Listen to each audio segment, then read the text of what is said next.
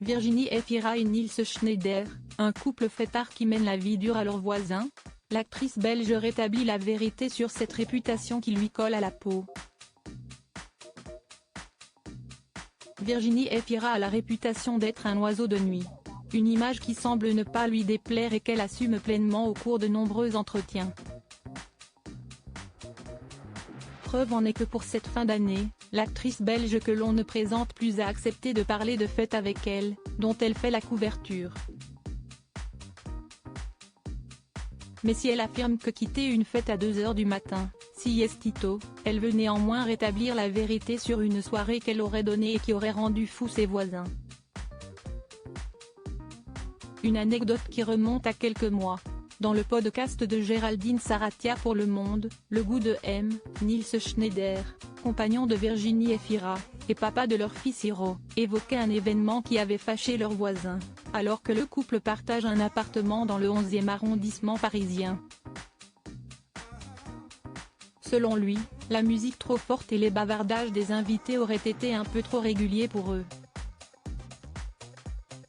Je suis interdit, a fait savoir Niels Schneider. J'ai reçu plein de lettres des voisins, une pile d'insultes parce que j'avais oublié de les prévenir et la sieste est devenue littéralement impossible. Donc dans cet appartement, il n'y aura plus de fêtes, mais on en a bien profité. Virginie Efira rétablit la vérité sur la dernière grosse fête chez elle. Virginie Efira et Niels Schneider sont-ils donc les pires voisins? Pas question pour l'actrice de rien à perdre de laisser cette réputation lui coller à la peau plus longtemps. À nos confrères de Elle, ce jeudi 21 décembre, elle explique « La dernière grosse fête chez moi, siesti Niels qui l'a organisée lorsque j'étais au Festival de Cannes. Les voisins se sont plaints, Niels l'a raconté dans une interview, du coup on a eu la réputation d'avoir une vie hyper rock'n'roll, alors qu'en réalité nous sommes tous les deux à la tisane le soir. » Virginie Efira, Niels se retrouve le seul garçon au milieu de nous.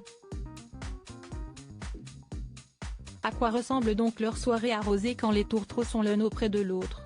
J'ai une bande de copines avec lesquelles les barrières de l'in-time sont tombées, Marie-Ange Luciani, la productrice d'Anatomie d'une chute, qui a bien compris qu'elle était mortelle et sait vivre de façon intense, Justine Triet, Catherine Corsini, Rebecca Zlotowski, révèle Virginie Efira.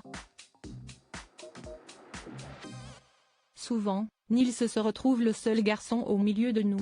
Et siesti assez vivant. Les voisins sont prévenus.